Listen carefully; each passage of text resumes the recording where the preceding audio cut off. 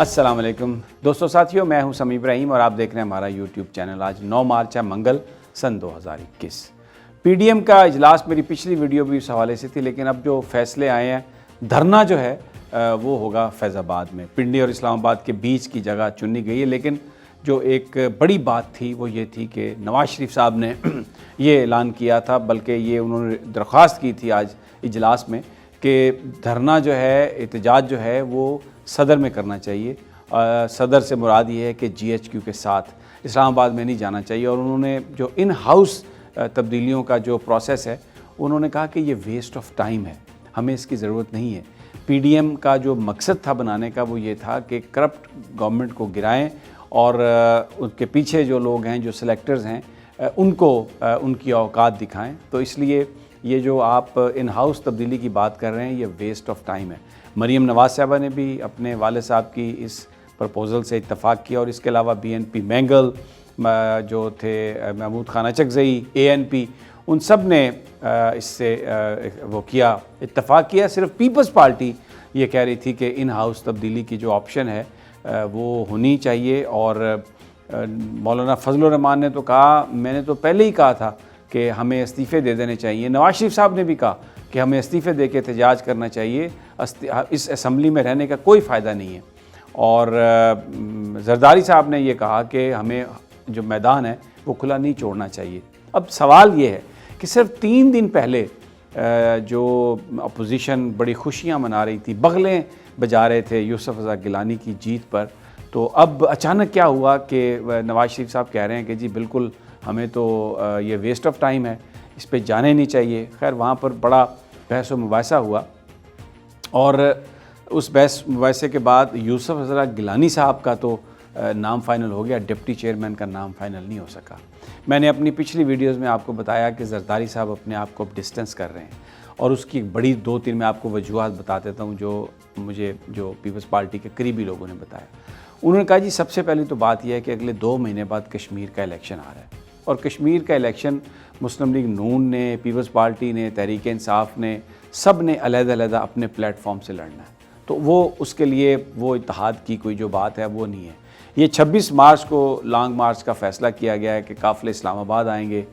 فیض آباد میں وہ دھرنا دیں گے، اور یہ کہا گیا کہ فیض آباد پنڈی اور اسلام آباد کے بیچ میں ہے، لیکن یہ اسلام آباد نہیں ہے، اور سمبولک ہے فیض آباد۔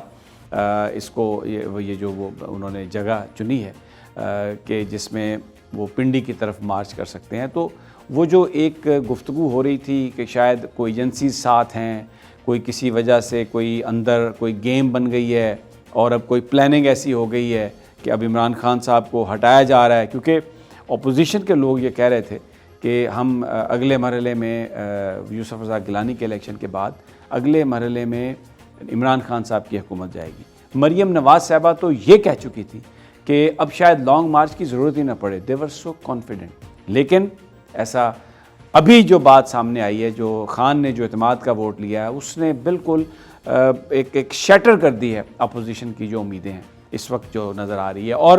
ڈسٹنس ہو گیا۔ میں آپ کو انسائڈ سٹوری بتا رہا ہوں، ڈپٹی جو leader of the deputy chairman senate پر کوئی اتفاق نہیں ہے، ایک چھوٹی کمیٹی بنا دی گئی ہے جس کا اب اجلاس ہوگا، یعنی جو بڑا جو لیڈرشپ ہے وہ ڈپٹی چیئرمین کا نام فائنل نہیں کر سکی، تو اب جو دوسرے لوگ ہیں، جو سیکنڈ ٹیئر لیڈرشپ ہے، وہ اس کا نام فائنل کرے گی۔ ایک اور جو اختلافی بات ہے وہ یہ ہے کہ پیپلز پارٹی نے یہ بات واضح کر دی ہے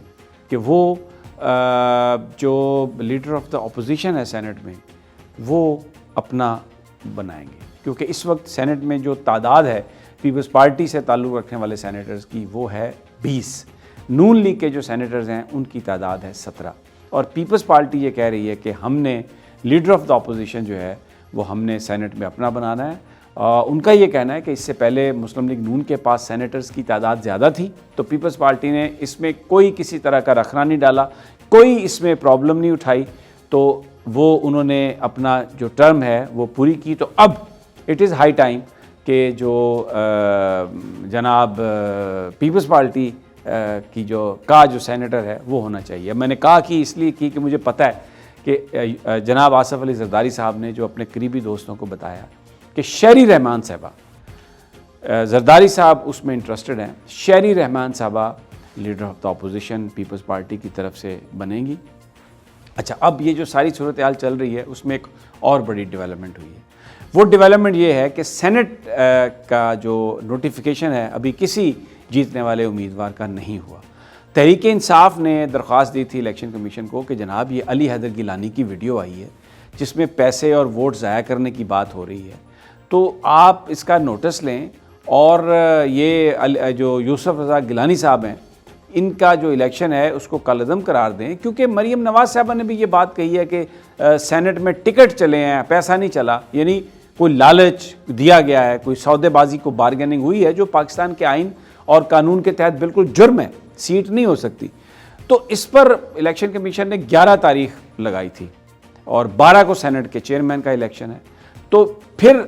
جو تحریک انصاف ہے انہوں نے درخواست دی آج کہ جناب آپ اس کی ارلی ہیئرنگ کریں، تو 3 4 5 گھنٹے تک خاموشی رہی الیکشن کمیشن کے۔ اس کے بعد اب آج یعنی ابھی کیونکہ اب 9 مارچ ہو چکی ہے، اب سے صبح کے وقت، کیونکہ ابھی تو رات کا وقت ہے، جو 5 member election commission headed by chief election commissioner اس پٹیشن کی اس درخواست کی سماعت کرے گا۔ اب اس کو الیکشن کا بڑی ایک پرابلم میں پھنس گیا الیکشن کمیشن، اس لیے کہ یوسف رضا گیلانی کے الیکشن کو وہ جمہوریت کا حسن قرار دے چکے ہیں۔ بہت سارے لوگ تو کہہ رہے تھے کہ یہ جمہوریت کی حسن بانو ہے، کہ یہ جو حسن بانو ہے جمہوریت کی، اب اس پریس ریلیز کو کیسے واپس لیں گے؟ کیونکہ اس وقت بھی کچھ لوگ کہہ رہے تھے کہ یہ جس نے بھی پریس ریلیز تیار کروایا ہے اور اس کو جاری کروایا اس نے چیف الیکشن کمشنر کے ساتھ کوئی اچھا نہیں کیا، کیونکہ دوسری طرف پاکستان پیپلز پارٹی جو ہے باقاعدہ طور پر سنجیدگی سے غور کر رہی ہے کہ وہ صدارتی ریفرنس فائل کرے سپریم جوڈیشل کونسل میں چیف الیکشن کمشنر کے پاس، اور بالکل اجلاس نہیں بلانا چاہتے تھے چیف الیکشن کمشنر۔ اس درخواست کو وہ انٹرٹین ہی نہیں کرنا چاہ رہے تھے جو فرق حبیب اور دوسرے لوگوں نے کی تھی کہ ارلی ہیئرنگ ہو جائے یوسف رضا گیلانی کے خلاف عذرداری کی، لیکن ان کو میسج یہ گیا ہے کہ اگر آپ نے یہ ہیئرنگ نہیں لی اور اگر آپ نے اس بات کو اگنور کیا تو صدارتی ریفرنس جو ہے وہ آپ کے خلاف جا رہا ہے۔ اب اگر تو جو چیف الیکشن کمیشن اس درخواست کو مسترد کرتے ہیں تو ڈیفینیٹلی حکومت جو ہے پی ٹی آئی جو ہے وہ سپریم کورٹ آف پاکستان میں جائے گی۔ سپریم کورٹ نے چیف الیکشن کمشنر کو یہ کہا تھا، الیکشن کمیشن کو یہ کہا تھا کہ آپ ٹیکنالوجی کا استعمال کریں، کرپٹ پریکٹسز روکنے کے لیے آپ اپنا پورا کردار ادا کریں، لیکن جناب وہ کرپٹ پریکٹسز روکنے کے کردار کی تو دور کی بات، الیکشن کمیشن نے ایک کمیٹی بنا دی اور کہا کہ یہ کمیٹی 1 مہینے میں فیصلہ کرے گی کہ جناب کون کون سی ٹیکنالوجی کو ہم استعمال کر سکتے ہیں۔ تو اگر یہ petition supreme court of Pakistan کے سامنے جائے اور اس میں یہ ساری چیز آ جائے تو بہت سارے لوگوں کا یہ خیال ہے کہ سپریم کورٹ آف پاکستان اسی پٹیشن میں کوئی بھی فیصلہ دے سکتے ہیں، اس لیے کہ اس کے لیے پھر ہو سکتا ہے کسی صدارتی ریفرنس کی بھی ضرورت نہ ہو، کیونکہ اگر یہ ثابت ہو جاتا ہے کہ سپریم کورٹ کی رائے کو، سپریم کورٹ کی ڈائریکشن کو اگنور کر کے کرپٹ پریکٹسز کو روکنے کی کوشش نہیں کی بلکہ الٹا اس کو جمہوریت کا حسن قرار دیا، یہ ایک بہت ہی اسٹرانگ کیس ہے چیف الیکشن کمشنر کے سامنے کے حوالے سے سپریم کورٹ آف پاکستان جس کو سنے گی۔ تو یہ ایک بڑی ان کی عجیب سی صورتحال بن گئی ہے۔ یہ جو یوسف رضا گیلانی کا الیکشن ہے یہ گلے میں ایک کانٹے کی طرح پھنس گیا، نہ اس کو نگل سکتے ہیں نہ اس کو اگل سکتے ہیں، اور اب جو صورتحال ہے یہ بڑی گمبھیر ہے۔ اب اگر تو یوسف رضا گیلانی کے الیکشن کا نوٹیفیکیشن نہیں ہوتا تو پھر یہ جو سارا اپوزیشن نے جو معاملہ کیا تھا کہ جس میں انہوں نے یہ کہا کہ جناب یوسف رضا گیلانی چیئرمین ہوں گے سینٹ کے، اور پھر ایک وہ پوری کہانی تھی، وہ تو ساری کی ساری وہیں پر زیرو پہ آ کے کھڑی ہو جائے گی۔ تو دوسرا میں کیونکہ ویڈیو خاصی لمبی ہوگی، دوسری میں جو آپ سے بات کرنا چاہتا ہوں، اس بات کا بڑی سنجیدگی سے نوٹس کیا گیا ہے کہ یہ جو دھرنا اور جو لانگ مارچ ہے، نواز شریف صاحب کہہ رہے ہیں کہ جائیں آپ ادھر صدر کی طرف جو جی ایچ کیو کے نزدیک ہے، اور اس سے پہلے بات ہو رہی تھی شاید اسلام آباد کی پیپلز پارٹی کی طرف سے۔ تو اب یہ جو بات ہے اس نے یہ ایک بات بتا دی ہے کہ اپوزیشن جو ہے ان کے ساتھ کوئی کسی طرح کی سپورٹ نہیں ہے، یہ پرسیپشنز کے سہارے یہ سب کچھ کرنے کی کوشش کر رہے ہیں، اور اس میں جو ایک چیز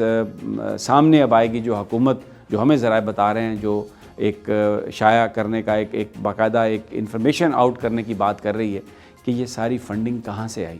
یوسف رضا گیلانی کو ہٹانے کے لیے جو 1 ارب 60 کروڑ روپے کی اماؤنٹ تھی وہ کہاں سے آئی؟ عام تاثر تو یہ ہے کہ زرداری صاحب نے وہ پیسے دیے، لیکن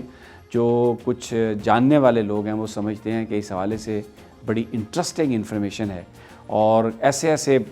نام آ رہے ہیں، ایسے ایسے ذرائع سے یہ پیسے آئے ہیں کہ جب پاکستان کے لوگوں کو اس پیسے کے ماخذ کا پتہ چلے گا تو ایک نئی جو کہانی ہے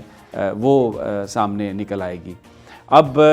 ان ہاؤس جو چینج ہے اس کو بے معنی قرار اس لیے دے رہے ہیں نواز شریف صاحب کہ اگر مثال کے طور پر پنجاب میں ان ہاؤس تبدیلی کی بات ہو اور مسلم لیگ نون کا آدمی ہو، کینڈیڈیٹ ہو وزارت اعلیٰ کے لیے، تو پھر وہ تو نیچرلی حمزہ شہباز جو اس وقت لیڈر آف اپوزیشن ہیں وہ بنیں گے، اور حمزہ شہباز کو وزیر اعلیٰ بنانا تو مریم نواز صاحبہ کو لیے کو کسی طرح سے بھی ایکسیپٹیبل نہیں ہے۔ اس لیے نواز شریف صاحب نے بالکل اپنا پینترا بدل لیا ہے، بالکل اپنا موقف تبدیل کر لیا، اور انہوں نے کہا کہ یہ جو ان ہاؤس چینج ہے یہ ویسٹیج آف ٹائم ہے، کیونکہ اس سے پہلے آپ کو یاد ہوگا شہباز شریف صاحب کی وزارت عظمیٰ کا اعلان کیا تھا نواز شریف صاحب نے، لیکن پھر کلثوم نواز صاحبہ کے کہنے پر وہ سارے کا سارا فیصلہ ریورس ہو گیا تھا۔ تو اب یہ جو ان ہاؤس تبدیلی کی بات ہے حمزہ شہباز کی وجہ سے وہ بھی کھٹائی میں پڑ گئی ہے۔ حمزہ شہباز مریم نواز کی جو آپس میں کنفرنٹریشن ہے، شہباز شریف اور نواز شریف صاحب کا آپس میں جو ایک اختلاف نظر آ رہا ہے پوائنٹ آف ویو میں، بہت سارے لوگ یہ کہتے ہیں کہ پھر دوبارہ شریف خاندان گڈ کاپ اور بیڈ کاپ کھیلنے کی کہانی اور کوشش کر رہا ہے۔ در حقیقت یہ سب آپس میں ملے ہوئے ہیں، صرف پاکستان کی اسٹیبلشمنٹ کو ایک چکمہ دینے کی کوشش کی جا رہی ہے، لیکن ابھی جس صورتحال ہے لگتا نہیں ہے کہ یہ چکمہ دے سکیں گے، کیونکہ خان نے اعتماد کا ووٹ لے کر وہ جو سارے ڈیسیژن تھے، وہ جو ساری پلاننگ تھی، اس ساری کی ساری پلاننگ کو فرسٹریٹ کر دیا ہے۔ اب بڑی انٹرسٹنگ سچویشن ہے۔ مجھے اجازت دیجیے، آنے والے وقتوں میں آپ کے ساتھ انشاءاللہ ویڈیوز شیئر کرتے رہیں گے۔ انشاءاللہ جلد ملاقات ہوگی۔ اللہ نگہبان۔